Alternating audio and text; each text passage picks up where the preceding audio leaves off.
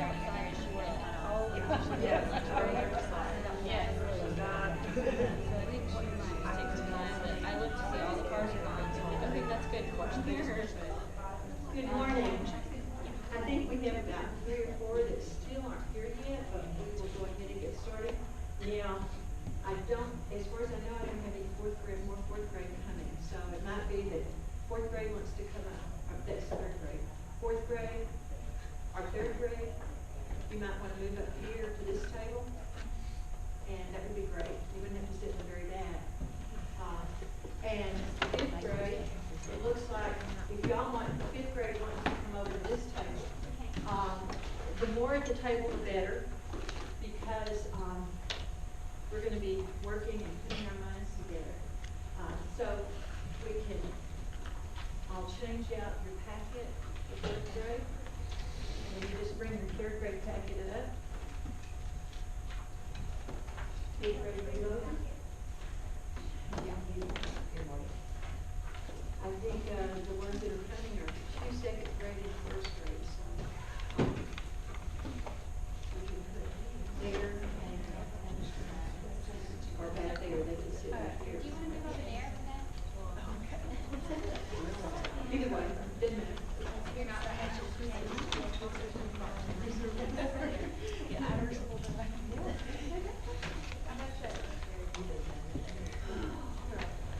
Good morning. Good morning. It's so great to be here with you this morning. The cool weather, we lived in Wilshire for a while, and my husband was superintendent over there many years ago. And I love the snow, and I thought maybe there'll be snow when I go to Lubbock, because we now live in East Texas, which we had snow about 3 or 4 weeks ago. And we saw it in the air. It's about, we saw it fall, but it's about all of that. So it's good to be here with you. I'm Gail Fuller. I have been around for ages and ages and ages. I started writing materials, when I was in Wales, right before I really started my company when I was in LSU. But I was in Wales, Texas, at 1A school at 3rd grade, and that was the first time the test was given, and that was TABS. The very first time it was given. And I was just so brokenhearted because there were so many things I hadn't covered, and they hadn't had multiple choice ever. And here they were exposed to multiple choice, and that's when I started writing. And I just kept writing, and I kept moving grade levels, and I kept writing and writing and writing. And then I was selling books I hadn't written yet at grade level, so it just grew from there. Because the work is so on target, I have survived all the other companies that have come around because we try to make sure that our products are on target. And if we've been lacking in any way, it's because it takes us longer every time they change it, which they've changed it so many times. It takes us longer to revise ours because we want to make sure it's revised right. We're not just going to put a sticker on it and say that it's revised. So it takes us a while because it has to all go through those people that know the tweaks. Even if we hire writers, we have very few writers because we want to make sure our writers are on target. We have to go through it and make sure it's on target. So I come to you today. I'm retiring, and the business will go on. It's time to start traveling. But I'm here with you today, and you tap into my resources. Anything, because I've been around, so I have seen the insides and outsides of the testing. I merely go by what TEA puts out, just like what you see, and the assessments. I study and analyze when the release tests come out to make sure that what they're exactly testing. And so much of the time you don't have to do time to do all that. So that's what I'm going to share with you today. I like to take the complicated and make it simple. So I want to make it simple for you. And hopefully you can see things, and you're going to have a sigh of relief. Oh yeah, it's not as hard as I thought. So hopefully I'll give you some insight here today. The focus is going to be in 3 areas in the reading. It's going to be to read the text to determine what you're to teach. And you're going, I have them memorized. I can say them in my sleep. I know my text. But I want you to see them through my eyes. I want you to look at them the way I look at them, and to see them the way I look, to see and interpret them the way I see them. And I think it's going to be an aha moment for you. Also, we're going to examine the question and determine how it will be tested and how it is tested. To see, make sure that the questioning we're using with our textbooks, the questioning we're using with any other material we have, is on target with the way they're asking you questions, because that can determine the level of thinking that's required. So we want to make sure the questions, and believe it or not, the most important thing you need to examine, which I don't know that you've examined before, the answer choices. That's going to be your big aha moment when you look at the answer choices and you're able to interpret them and see where you need to go with the children. And so we'll look at that, and I'll show you how to read those. Let's go. You know there's been a change in blueprint that will go into effect this year. They're cutting the number of questions on the test.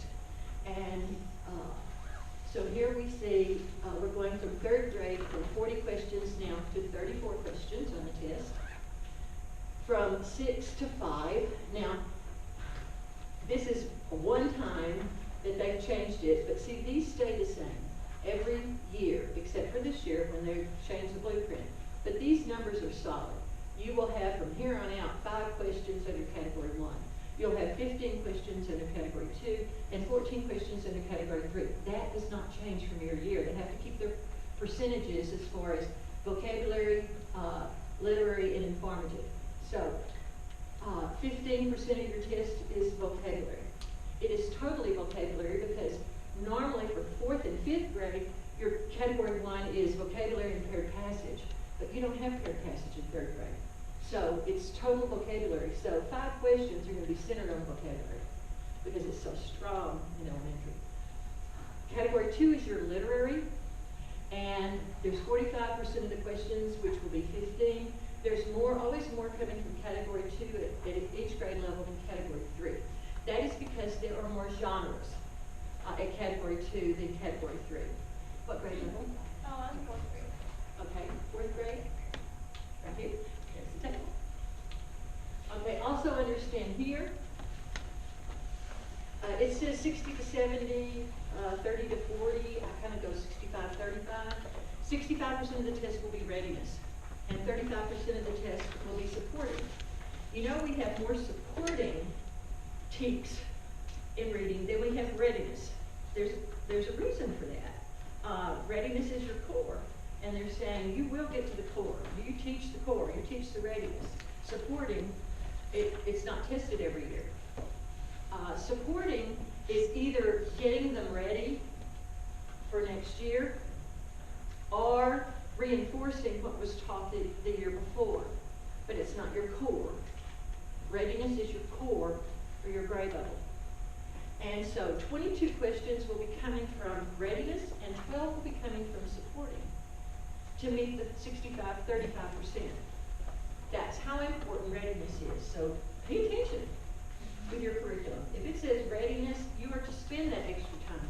If it says supporting, you touch on it, the degree at your grade level that they say touch on. You don't have to go any further. You don't have to teach poetry from the very beginning. You teach that portion that they have allotted for you in the vertical. All right, 4th grade.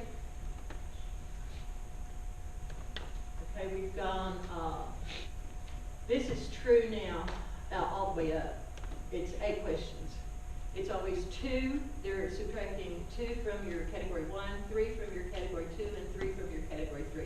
That's true at 5th, 6th, 7th, and 8th grade. That's the way they lower it. But your percentages stay the same. Okay, this is vocabulary and paired passage. That's why the number's up here, because it includes your paired passage.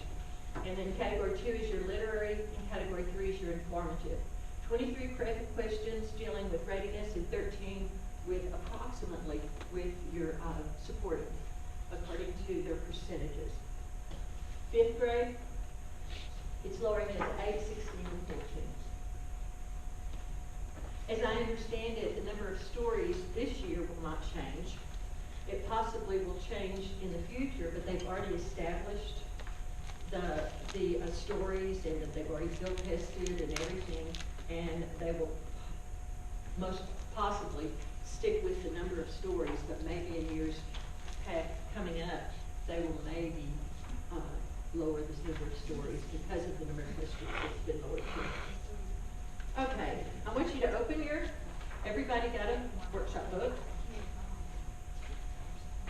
You'll notice that most of the slides are listed in here. I enlarged them for you.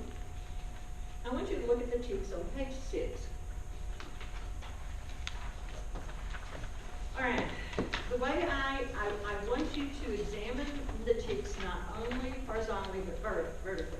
By that I mean horizontally is just looking at your grade level. Vertically is looking across grade levels. So, but right now, I just want, look in your bags, you have highlighters. I want you to only highlight your grade level.